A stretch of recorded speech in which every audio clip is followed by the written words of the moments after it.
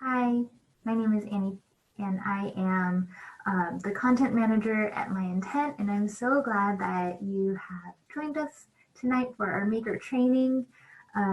Tonight we'll be going over um, what My Intent is, who is My Intent maker. I'll be sharing a few stories from our maker community, and we'll be really the focus for tonight will really be on the word finding technique and how to help someone find their word.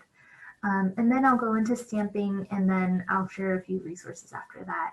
Um, so I'm so excited for you to be here. Thank you so much for joining us.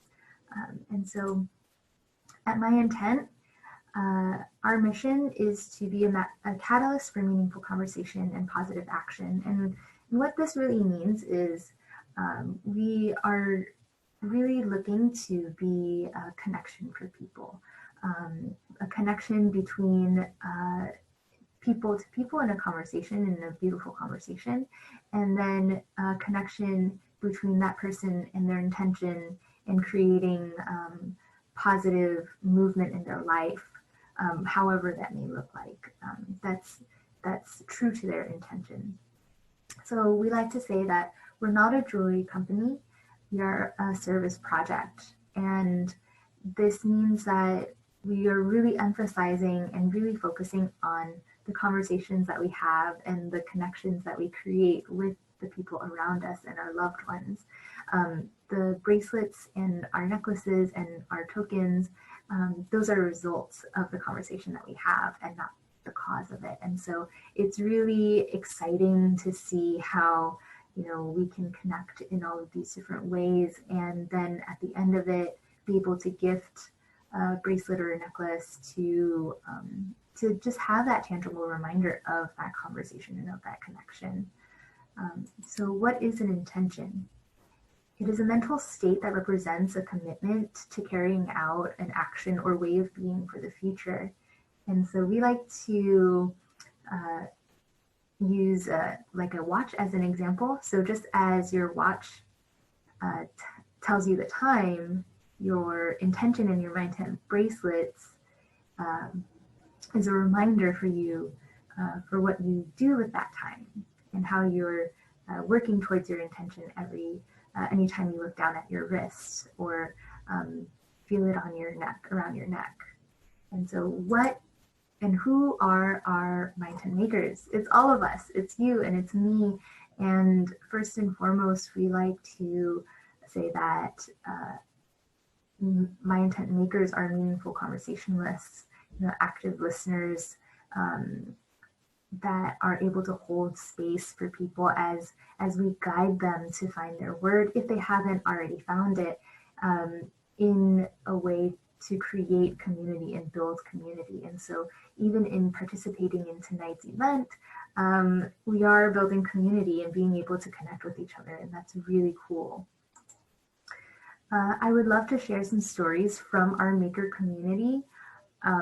This is from a woman named Wendy, and her story is, my word for the year is create.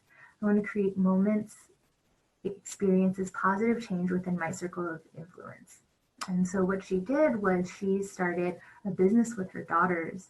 And what I love about what she says in her story is listening to them talk to people about this and the conversations we have with friends, finding their one word for the year has been life-giving. Whether it's one bracelet or hundreds, each one does make a difference in a world that needs encouragement. And so it's that ripple effect of she wanted to create something and create positivity in her life. And so she rippled it out to her daughters and engaging that family bonding. And then that rippled out to the people that they spoke to. And so that creation is a cycle, and it will continue to build upon itself, which I think is just amazing. This woman, Teresa, she's our maker, and she decided one day to set up a little table just outside of her house in her neighborhood just to gift bracelets to the people in her neighborhood who are walking by. And so she has been living in this neighborhood for a decade or so, and a family walks by and she sees that, one of them is a recent graduate. And so she was able to make these bracelets for them. And she learned that they've actually been neighbors for almost a decade, almost as long as she's been living in the neighborhood, and they never met. And so it was just a really sweet way of meeting your neighbor and creating that type of community, when we're all super busy and we're going to work and we're going home and we're running here and there, and just taking that moment to meet the people who are around you. And our last story comes from our maker, Tamika, who is a nurse, and her husband also works at hospitals. And so we had a stamp night in May where we gathered our makers and we all just stamped bracelets for essential workers. And Tamika was able to participate, and then she gifted, and after the stamp night, she also continued gifting bracelets for people who are essential in her life. So she's a frontline worker, and she wanted to give tokens of appreciation to her fellow essential workers. So she brought them to the pharmacy, the gas station, the grocery store, the people that she sees regularly. And so she also got her son and her husband to gift these bracelets with her. And her son said, "Mom, that feels so good." And again, it's that heartwarming ripple effect that we're creating in building our community. And so, like I said before, our focal point for this training is how to help someone find their word and creating that really deep conversation with someone. And so everything that we'll be talking about in this section actually comes from a blog that was written by our founder, Chris. And so we'll link it in the follow-up email that we'll be sending out after this training. But just wanted to talk through the blog and share examples and things like that. And so before you engage in a conversation with someone,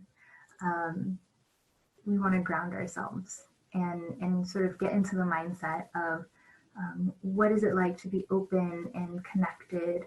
And so I like to take a few deep breaths and come back to the present moment, whatever day I've had, whatever's going on, finding that peace right now so that I can really be with this other person is really important.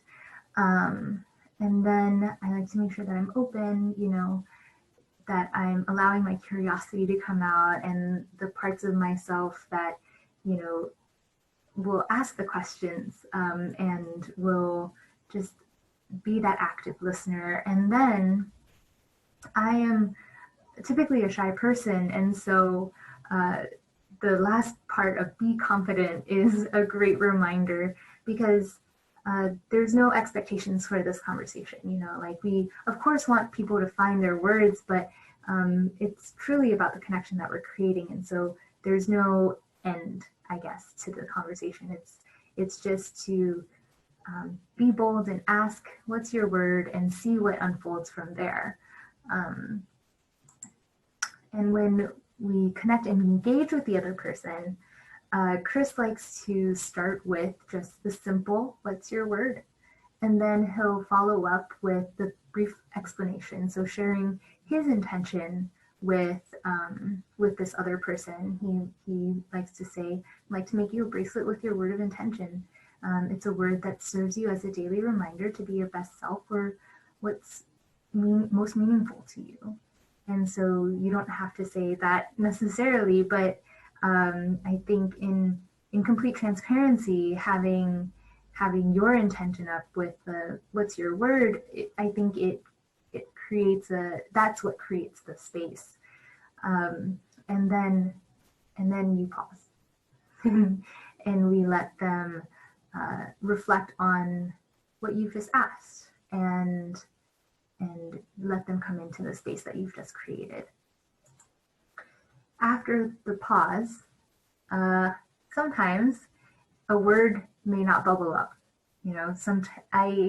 A lot of times I get, oh my gosh, there's just so many words, I have to pick the right one. I have to pick the perfect one. And so I like to follow up with a few questions. And so these are the three that we like to give as examples. And it's one is, what's a quality or virtue you would like more of in your life? And sometimes virtue is like a weird word for people. And so I sometimes, when people don't quite understand my question, I like to ask, who's someone that you look up to and admire? And what is a quality that you admire about them? And so that allows them to kind of think about the people in their lives, the people that they find are their heroes, and then the conversation can unfold from there. Another question that I like to ask is, what's a challenge you want to overcome? It's been a year, so sometimes it's about the smaller challenges, the things that we want to, like, what's on the other side of the finish line, you know? What is the feeling that we want to accomplish by overcoming this challenge? I think that's the underlying message of this question. And the last one is, what is something that makes you feel alive and want to focus on? And that sort of like the challenge piece is sort of like, what is a feeling that you really want to bring out in yourself? And these are really big questions. And so there's going to be a little bit of an awkward silence, and it's okay to embrace it. We're just in this active listening. If people want to share, you know, their thoughts, some people like to share their thoughts as they come out, and that's great. And some people like to take a minute and really reflect on it internally before sharing. And so we want to allow that to happen. And as I'm sitting in the awkward silence, I also like to remind myself to be supportive and acknowledge whatever they're saying. And so allowing myself, again, with the curiosity, to ask why, or if they say something and I'm like, oh, wow, that's interesting, would you share more?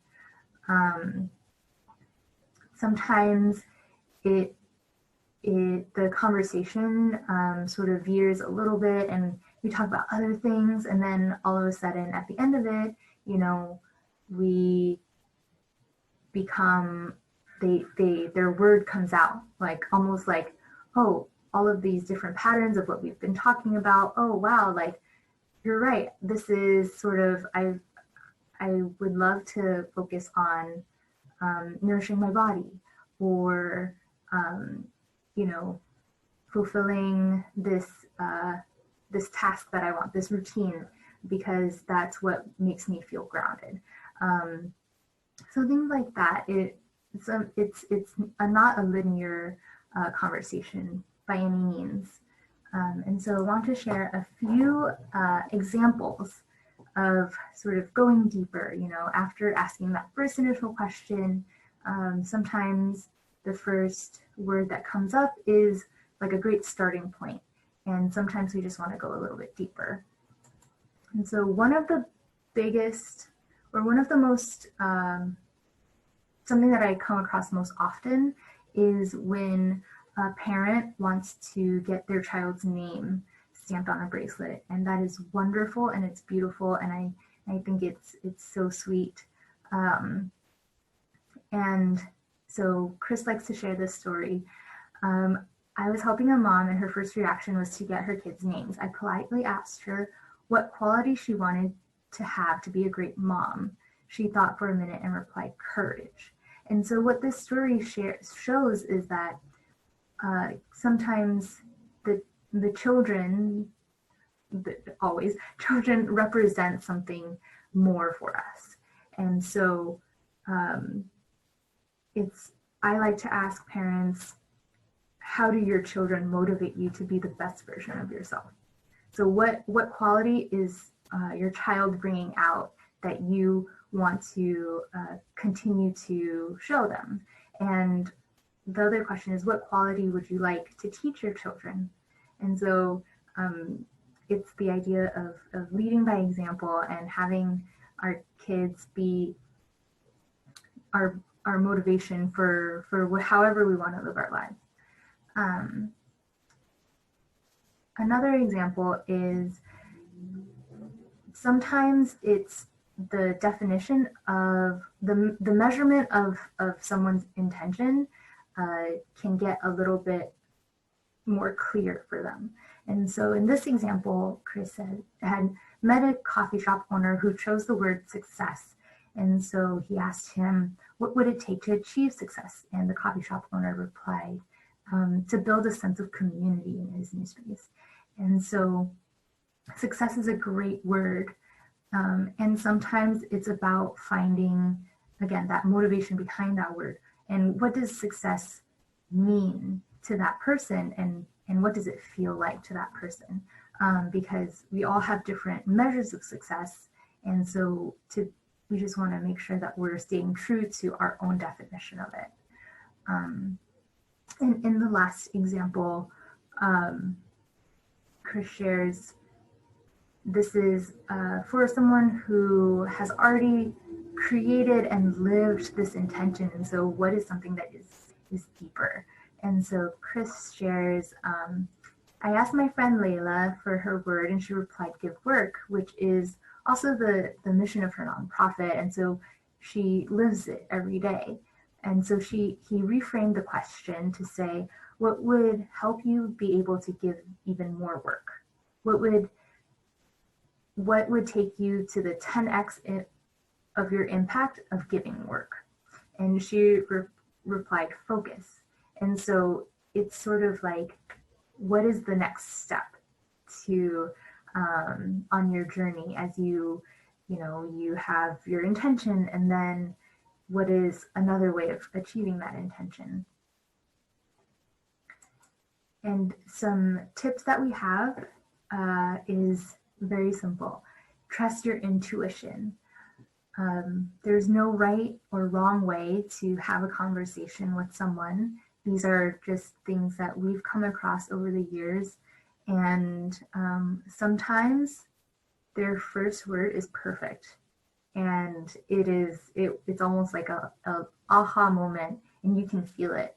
And sometimes, the conversation is really the best way to dive deeper and to get to know the person. And maybe, as they're uncovering things, you're uncovering things. And so just have fun.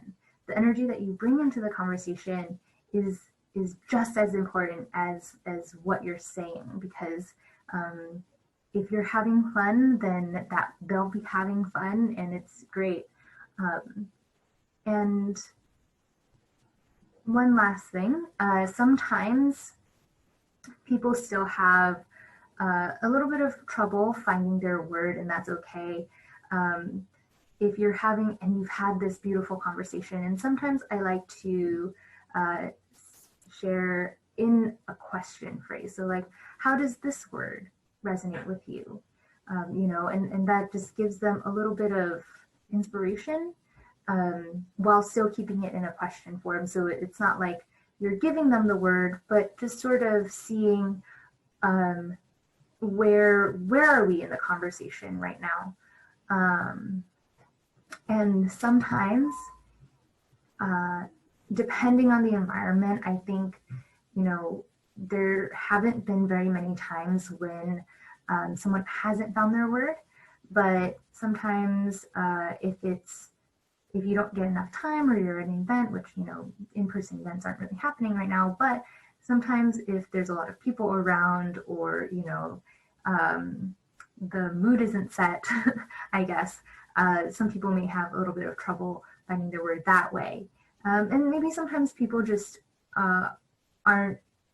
that's not the way that they find their words. And so sometimes I like to give them journal prompts, or, allow them to like say, hey, if you want to take the night and journal and sort of think about your word that way, I would love to follow up and see what your word is, and I would love to stamp that for you. So there's there's no right or wrong way to have a conversation or for someone to find their word by any means. But just trust your own intuition and have fun. Um, so with that, we have a little bit of homework. Have a conversation with 2 people this week with the intention of helping them find their word. And we'll be sending out a form in our follow-up email, and you can share that experience and enter to win a $40 discount code for your next purchase. I'm so excited about this. I think that just diving in and having fun, and there's no pressure at all, and just seeing where it goes. Each conversation that you have, you'll be learning a little bit more about that person and about yourself, and so it's just a lot of fun. And so we have our question cards that come into the deck, come in our maker kit, I mean, and these are also a great way to start a conversation. And so we have questions like, who are your heroes, you know, and from there it's like, oh, what qualities are you finding that attracts you to them, or like, what do you admire about them, you know, things like that. And so the question cards are really just a jump off point for the conversation to unfold. So it's not always like, the question cards are great, and some people like to answer it one at a time and go through the questions quite quickly. And sometimes it's nice to like pick one and then go around and see what everybody says, and then see how the conversation unfolds from there. So there will be a recording of this night, and we'll send out a follow-up email with the recording of this, as well as any resources that we talk about tonight. It'll all be linked in the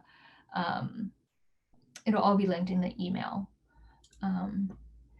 So yay, I'm glad that people are joining us. Okay, so any questions about that so far? Any questions on asking you to write their word, thinking about any particular family members that you may want to chat through?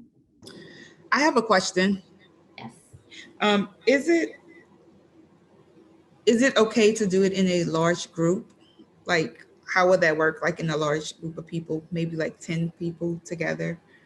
Yeah. To get them all on the same page of coming up with their word at the same time?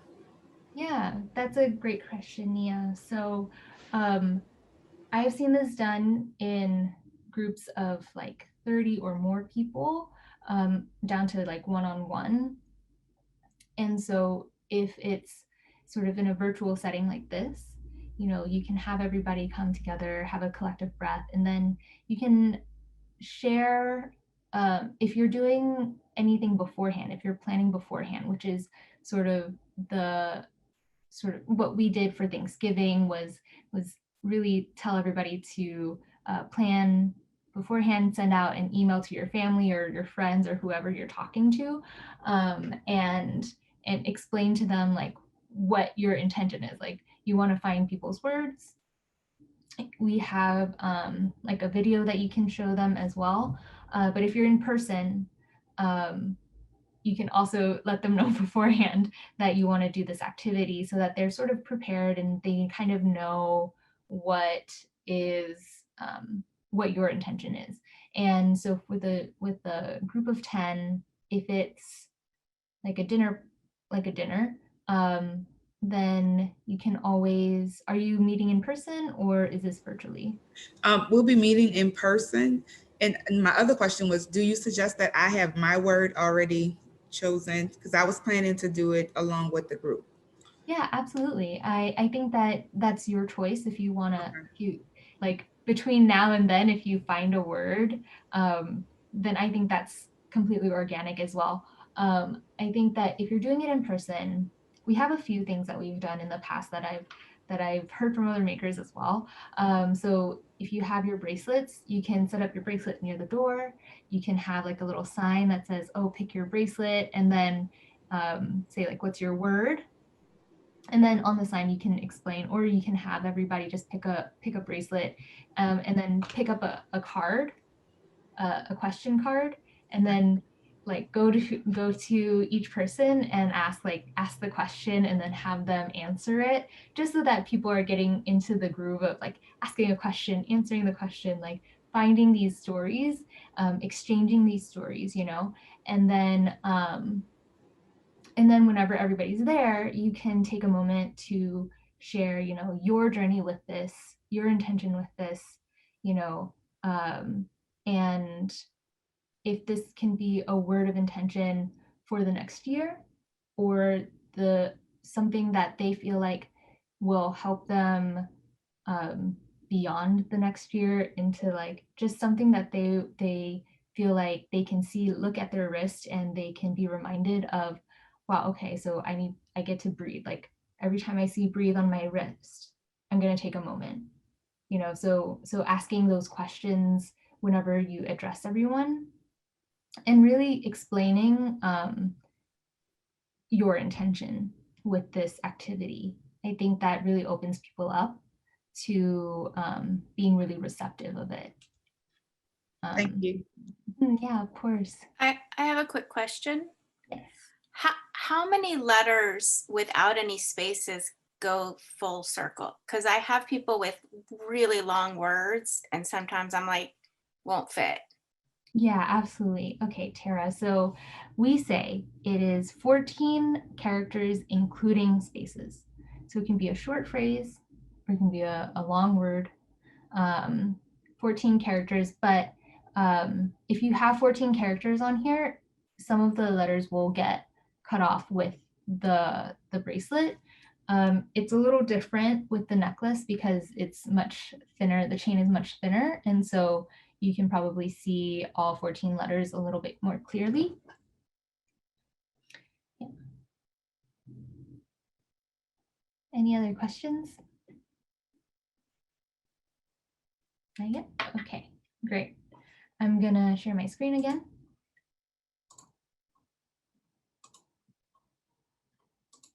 And we're gonna get into stamping. Before we get into stamping, I wanted to talk about perfectionism because it is something I think that I've noticed in a lot of makers, including myself, that have this, because we have such beautiful and powerful conversations with people. I think it's only natural that we want to create something perfect for them, because they've given so much of themselves in this conversation. And so my, I guess, suggestion or recommendation or whatever you want to shift in perspective that you want to call it, is that the perfectionism you'll find in the conversation that you have with someone, not necessarily in the stamping, because it's hand stamped. And so just like every person is unique in our personality, in our style, in how we speak, that will show through on our stamping. And that's okay, because that is our style, you know, there's nothing wrong with it. But to shift that mentality of perfectionism to the conversation. And so I want to share this story of this token. As you can see, the E is backwards, and it's a token that, it's a bracelet that Chris made for Conan O'Brien.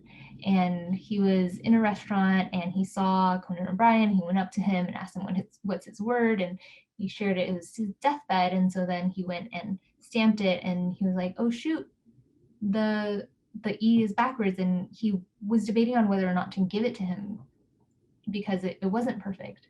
But he ended up having a conversation and saying, oh, is this okay? Or would you rather a new one?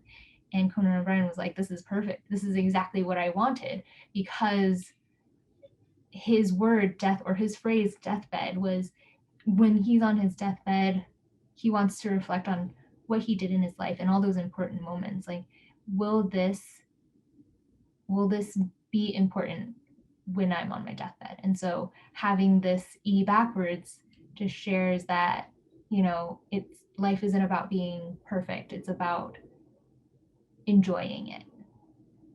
And so I'll go through stamping, the setup, spacing, depth, and I'll do 2 words. So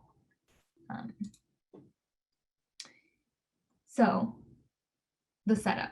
Sonia's been with us, so this is not new information for her, but I have this 4x4 piece of wood that is about 3 feet tall.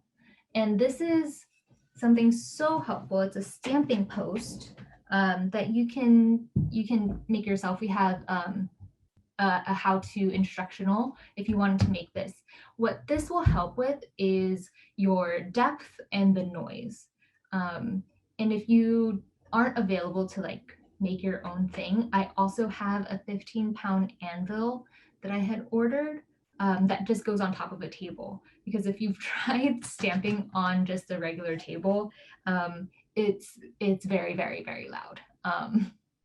And so having the stamping post or the anvil or something to like dampen the noise will dampen the noise and also help with impressions. And so you won't have to continuously pound and or be afraid that you're gonna, you know, accidentally hit your fingers. And so in our maker kit, we have our hammer, our stamping base, letters, and I'm going to be stamping on a red twist bracelet, and I'm going to move you a little closer so you can actually see. Okay. Oh boy.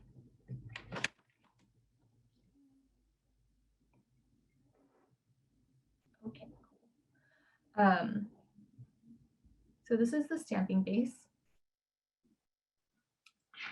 And your token goes right in the middle peg right there. And on the stamping base, you can see there are these 2 lines here. That's where your string goes. It's that string.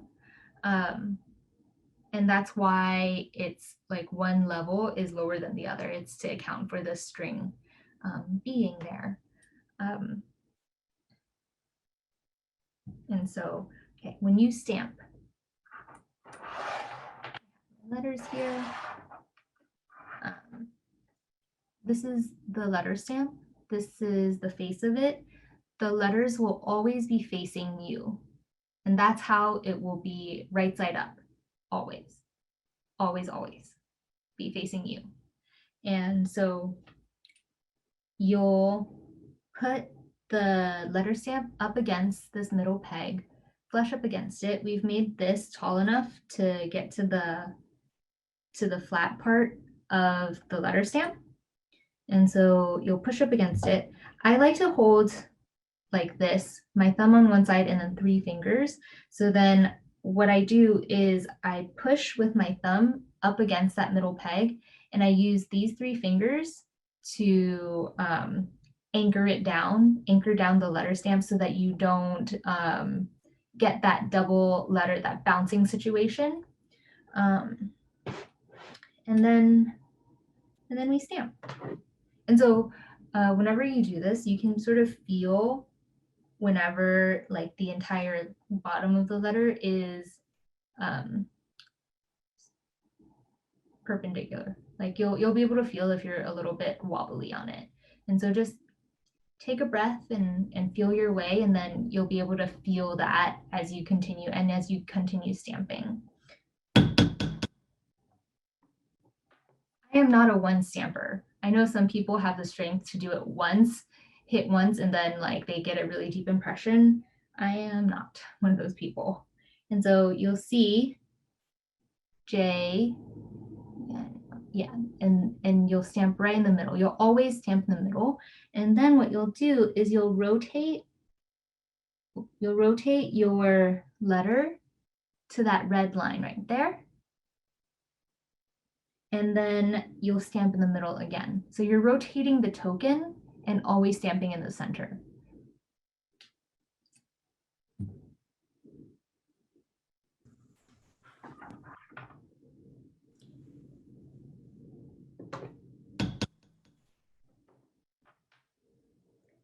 And so if you can see, I don't know if you can see it, it's a little bit glary, but different letters have different widths. And so the turning of the letter and the red line should be going through the middle of the letter. That's sort of the guide that we've set. But of course, with the different widths of the different letters, it's definitely something that you can test out and try on your practice tokens first, just to get a groove of how you like your spacing with your letters. Some people like their letters a little bit closer, some people like their letters a little bit further, and that's your choice.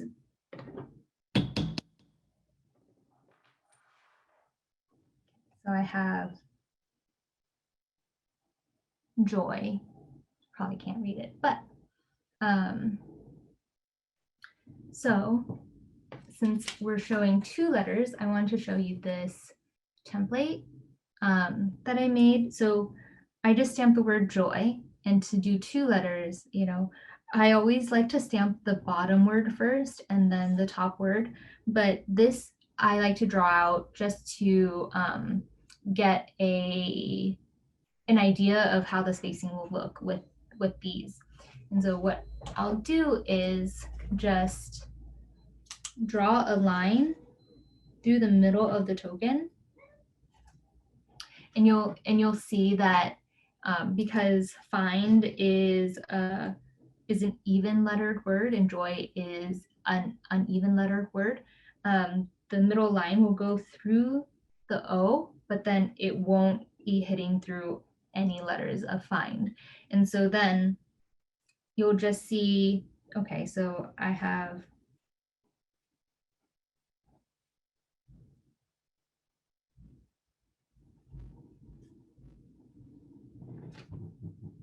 so then the I will go between the O and the Y, and the F will go on the other side of the Y.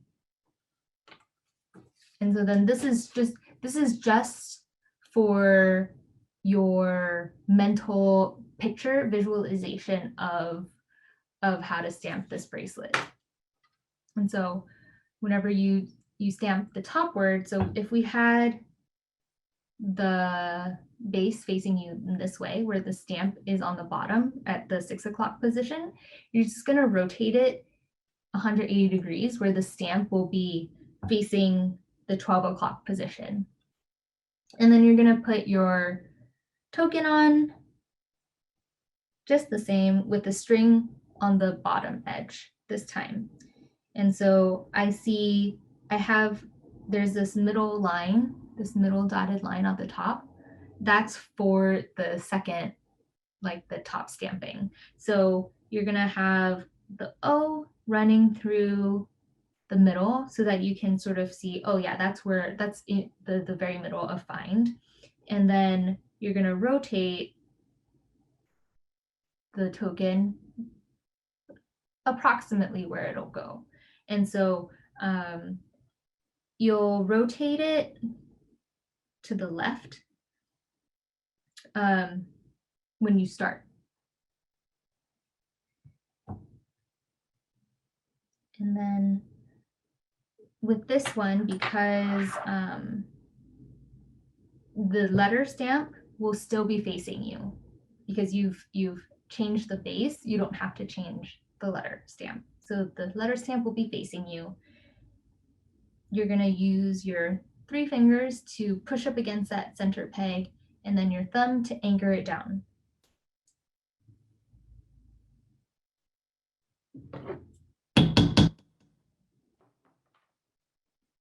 And then instead of using that red line, we have that blue dotted line on this side.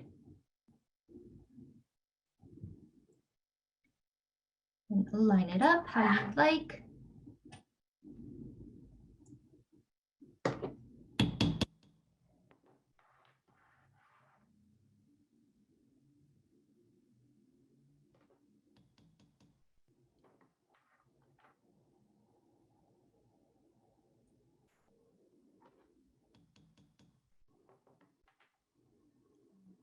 There you go. Find joy. And so if I'm looking at this, this is not a perfect bracelet by any means, but I like it because I like how I spaced it out. I like my style of it. And so if you do make a mistake or you mess up in any way, I encourage you to keep going, finish the bracelet, and then look at it as a whole. Then maybe you won't really see, like, maybe it's not as big of a mistake as you thought it was in that moment. Do you have any questions so far? I do. Yes. Two questions, actually. You said is there a practice? There should be, okay. So I don't have any more because I've had my bracelet for a while, but in a baggie, sort of looking like this, there's 5 brass tokens just alone. Those will be your practice tokens.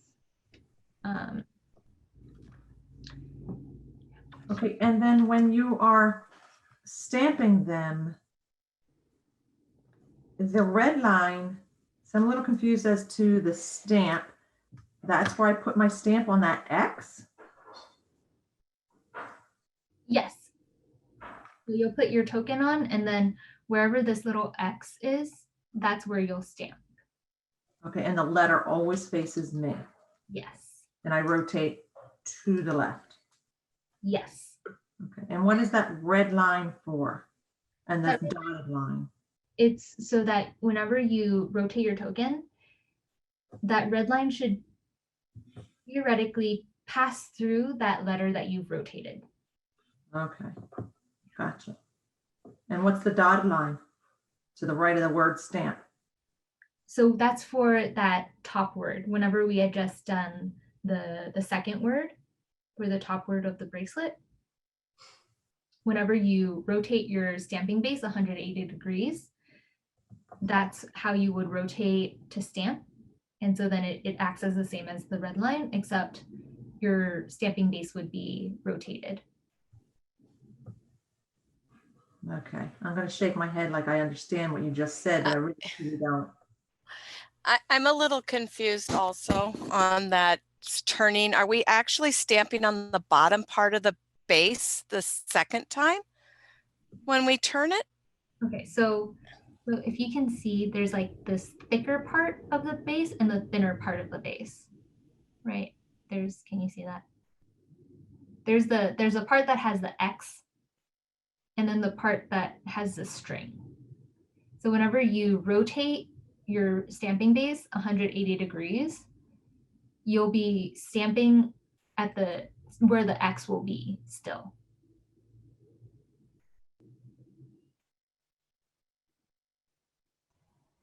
So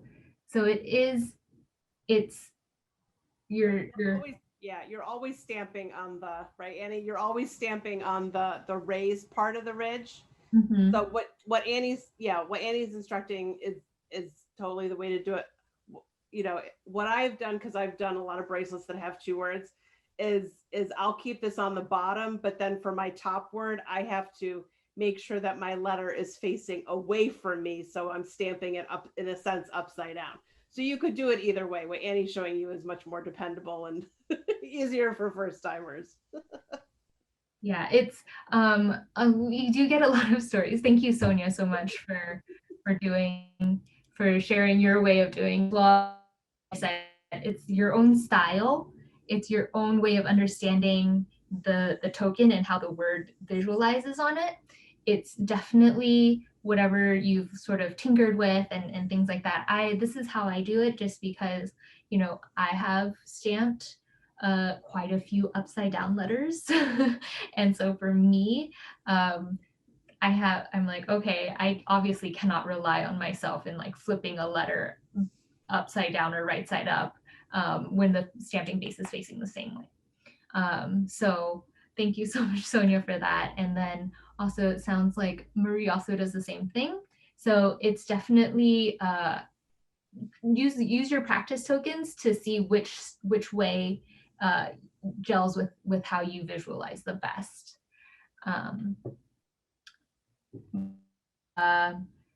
Let's see, what other questions do we have?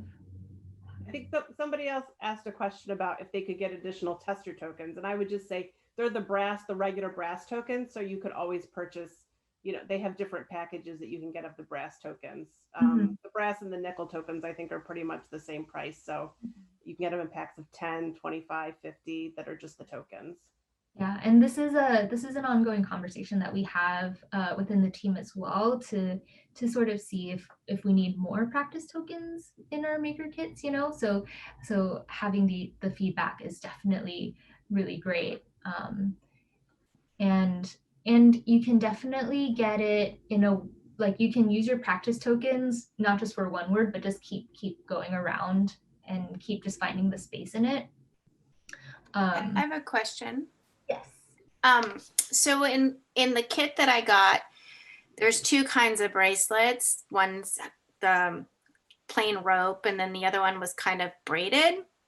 And the braided one, actually, it didn't fit on the circle. And so I was like trying to take the bracelet piece off and then put it back on. I ended up cutting it, and then I found how to like put it back together myself. But I'm just wondering, was that a fluke, or is it different thicknesses will be more difficult? Like, should you do the token and then get a rope that's separate and make your own bracelets? For the braided ones, is it braided like this, or is it thicker? Because we have okay, so that's the round. Yeah, so that looks like the round bracelet. So our round bracelet is a little thicker, but it should still fit. You may have to wiggle this this twisty tie where the token is, so that it's a little looser, and or, you know, adjust it in a way so that it can fit on there. But it is designed to be able to fit any of our bracelets. So yeah, sometimes the new bracelets also, they have, it's like we coat it in a wax polyester so that it's waterproof, and so it's not gonna like break or anything. And so sometimes you have to wiggle it and work with it to loosen it up a little bit, so that you can, you know, put it on there and it'll fit comfortably. So Elizabeth asked, how do you get the token so shiny? So this is a gold plated token. So this token is super shiny. The brass tokens, the brass and nickel tokens are a little bit duller. If you want, if it's like very dull, because it will oxidize over time with moisture and humidity and things like that. We have a simple like way of cleaning it to get the shine back. But if you want something shiny, like this kind of shiny, then it would be one of our plated tokens that gives that type of shine. We do have a what's it called, symbol and number stamp kit that you can purchase for, I don't think we have a question mark, but we have other symbols. Let's see. We have an exclamation. Oh, we do have a question mark. Yes, we do. Oh my gosh, look at me. We do have a question mark. So if you do get our symbol and number stamping set, then you'll be able to do question marks. And then any other questions? My family. And then some people helping me explain. So a single stamp can cost, I think it costs about $10. We have we've just added like 9 new symbol stamps. So this is the old one, but our new symbol stamp is the size of the letter stamps. So we have a few more there. Oh yeah, Sonia, thanks for answering that. The cross stamp.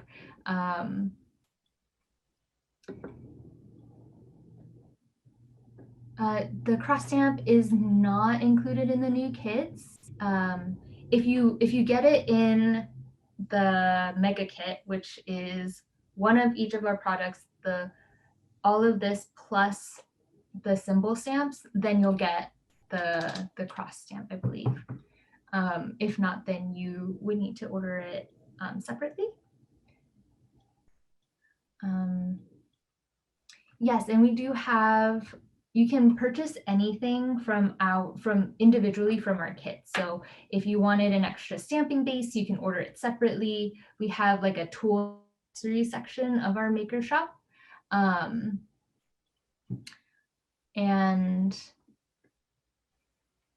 I'll link the cross stamp in the follow-up email so that you don't have to go poking around too much.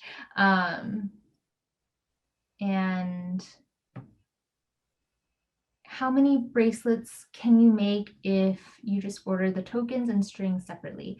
So we have the biggest packs of our tokens come in 50, in a roll of 50. Our shorter string, if you make a classic bracelet, and we have tutorials on how to make your own bracelets as well, you can make, I'm going to say just about 100, just over 100. So you would need 2 rolls of the tokens with one of the smaller string length. And that'll get you about 100 bracelets. And that's something that, I know a lot of schools and a lot of teachers end up doing with their schools. And that's pretty cool. And any other questions? I'll just share one other tip, Annie, because I've been doing a lot of stamping recently. I use the stamping post and the thing, but my letters weren't as deep as I would have liked them to be. And so somebody had shared on the Facebook group about putting their stamps on a heating pad. And that has honestly helped a little bit. Obviously, I don't have the heating pad on high or anything. I have it sort of like a medium, but it seems that having, I put the tokens, like the back of the token, just rest them on the heating pad for a little bit, and my stamps, and I think the warmth, I think helps me to get a little bit of a deeper impression. Yeah, that's a great piece of advice, Sonia. Yeah, I definitely think, I find that in the events where it's cold, it is harder. Like, I feel like I have to work a little bit harder to get that impression versus like when it's the and yeah, Zooming. awesome. Wow, thank you so much. And This is my intent bracelets. I showed you that I bought, where you stamp the name on it. Yeah, I don't know if you sure what you mean. She's explaining how to do it. No, I said all that. okay, great. So if anybody has any other questions, let me know, or put it in the chat box. I have a quick question for Sonia again. Sonia, did you say that you put both on the heating pad? I put both on the heating pad, but I put the I wasn't sure if the heat. I use primarily the nickel and the brass tokens because I just like to keep things basic. So the emphasis is on sort of the word.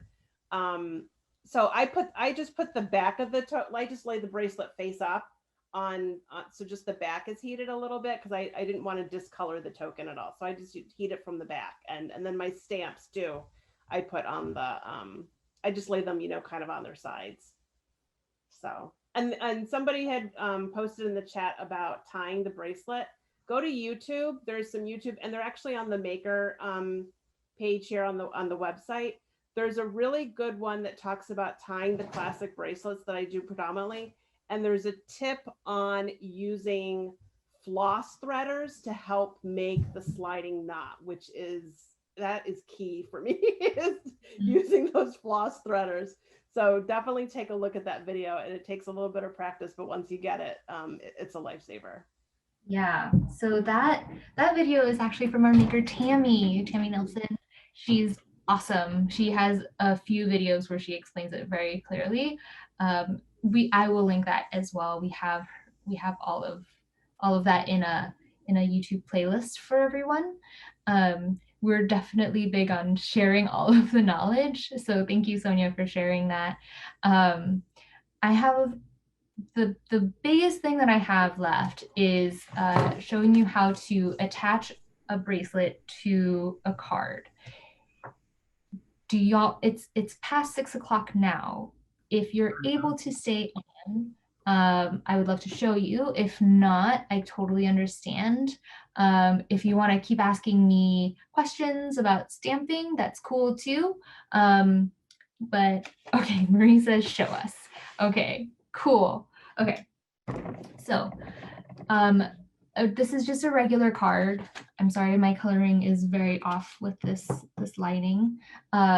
But basically what you'll need are a pair of scissors, a pen if you want to mark it, a ruler if you want to mark it, but also it's not necessary. But you'll need scissors and tape and a bracelet as like the main four components of it. But basically you'll see different cards, you'll have to place it in different places. Some cards open like this. You need to place it on the bottom here. Some cards are like this, where you'll want to place it on the top or even on the bottom, where you write like a little message, and then you'll have the bracelet at the bottom. However you want to design it, it's up to you. And then some cards are big and they have it in a weird place, and so you might even want to do the corner of the card where you put it in. And so what you'll do is, I like to cut a little bit deeper so that the bracelet will stay secure in the card. I've noticed when I've cut like a little too shallow here, that it will, the bracelet kind of falls out, or the card doesn't feel like it's going to be sturdy enough to hold it. And so I'm going to mark my card.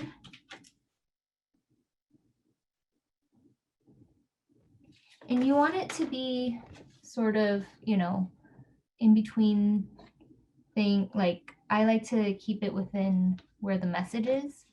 And then what you'll do is cut to that dot.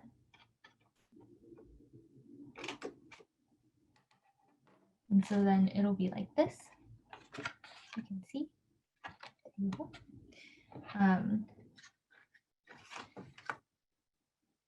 Then you'll put your bracelet in there,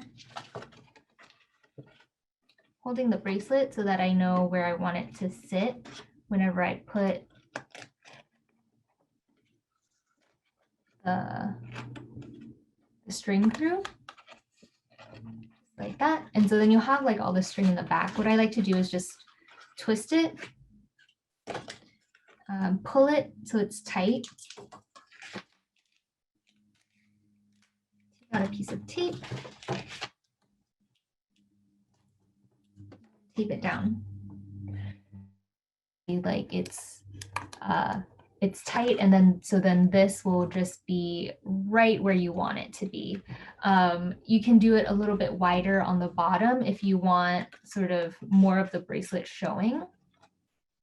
And then you can put it in your envelope. And one thing I will say, because I went to the post office and asked them, If you put a bracelet in a card and put it into an envelope, you'll have to put an extra stamp. It'll cost 70 cents to send this because of the thickness of the bracelet. So it barely fits into that sorter, that slot sorter thing that they have. And so you'll need an extra stamp for that. And that's it, just an extra stamp, and then you'll be able to send it. Do we have any questions on that? And then, isn't that cute? I love that.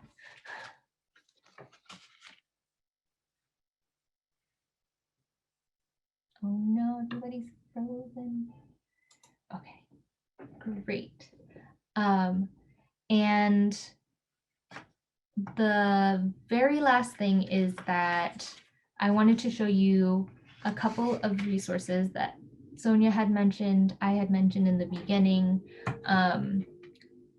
great places to go look. And so if you are able to stay on just for another 5 minutes or less, I'm going to show you.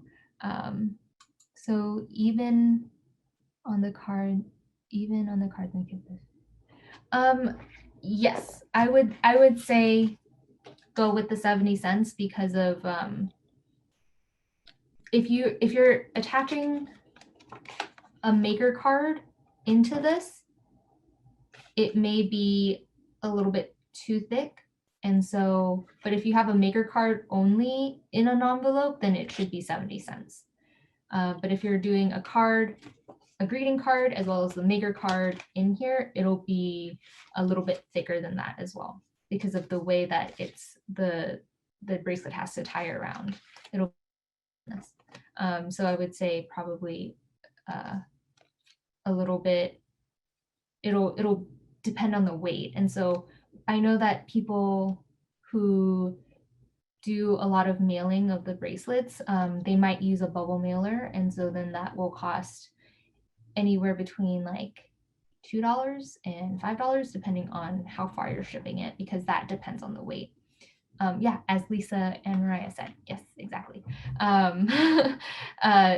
But the bubble mailers are great, and you can get like really colorful ones on Amazon for very like affordable prices. And only the maker card. Yeah, only a maker card in an envelope, I think you can do, it'll be 70 cents. Yeah. Okay, I'm gonna share my screen. So this is our maker group. Yay. So this is our community where you know, everyone is sharing their creations, their maker journeys, their tips, and things like that. And so this is sort of like, this will be your, if you have any questions, this is a great place to start. We have this search the group, and because we've had this group for so long and so many people have asked such great questions, if you put your question into the search bar, then that'll probably be your fastest way of finding the answer, because it is rich with stories and tips.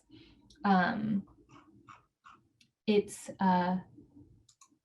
facebook.com/groups/myintentmaker, and we tend to, anybody who requests can, because it's a private group, we'll definitely let you in, but also sometimes we get a lot of questions that are repeating, and so we don't want to just have those questions saturate the feed. We really want people to be able to share their story and get the shine there. So we might ping you on the side to answer your question if you ask the question. So that's also a good way to get in contact with us. And this is our Maker Resource Center, which is, you can go to myintent.org/MRC. And this is like your one-stop, everything you need to know about stamping, about being a maker, onboarding, everything will be here. So this is our how-to training guides. And if you click here for more instructions, you'll see how to stamp, the depth, the question cards, and tying bracelets. And so you'll be able to see like all the things that we've gathered over the years. But yeah, Tammy's video, you know. So different types of knots that you can, and different types of bracelets that you can make. And so, and also with depth and things like that. So anything that you really need, this is a good place to start with tutorials and things like that. And you'll have to definitely click here for more training and instructions like that. That'll bring you to the page you need to get to.